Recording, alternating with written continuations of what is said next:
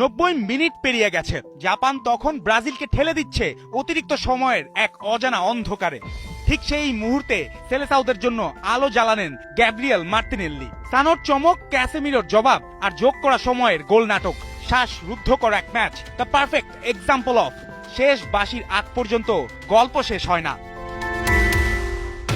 ম্যাচের শুরুতে বল ছিল ব্রাজিলের পায়ে, কিন্তু ম্যাচের ছন্দ ছিল জাপানের পরিকল্পনায়। প্রথম 10 মিনিটে সেলেসাওরা চাপ রাখলেও জাপান রক্ষণ সাজিয়েছিল এমন ভাবে যেন বক্সের সামনে অদৃশ্য এক ব্যারিকেড। ভিনিসিয়াস, কুনিয়া, পাকে তারা বল ঘুরিয়েছেন, জায়গা খুঁজেছেন, কিন্তু সেই আক্রমণে ছিল না চূড়ান্ত ফল।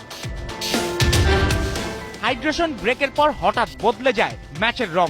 মাঝমাঠে ভুল পাস কুড়িয়ে নেন কাইসু সানো, সামনে ক্যাসেমিরো, পেছনে ব্রাজিলের চাপ, কিন্তু সানো থামেনি। গতিতে ক্যাসেমিরোকে কাটিয়ে ডি বক্সের বাইরে থেকে ঝলমলে শট, ম্যাচের প্রথম অন টার্গেট শট, জাতীয় দলের হয়ে তার প্রথম গোল, আর তাতেই হতবাক 5 বারের বিশ্ব চ্যাম্পিয়নরা।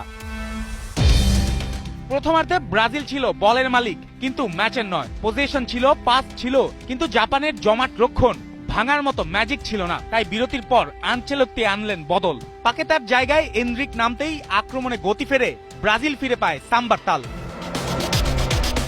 55 মিনিটে কাসেমিরোর হেড গোল লাইন থেকে বাঁচায় জাপান, কিন্তু 1 মিনিট পরই আর রক্ষা হয়নি। ভিনিসিয়াসের কাটব্যাক থেকে গ্যাব্রিয়েল মাগালহাইসের মাপা ক্রস, দূরের পোস্টে ক্যাসেমিরোর হেড, জাল কাঁপিয়ে স্কোর লাইন 1-1। যে ক্যাসেমিরোকে পেরিয়ে সানো গোল করেছিলেন, সেই ক্যাসেমিরোই ব্রাজিলকে ফেরান ম্যাচে। Revenge, pure revenge.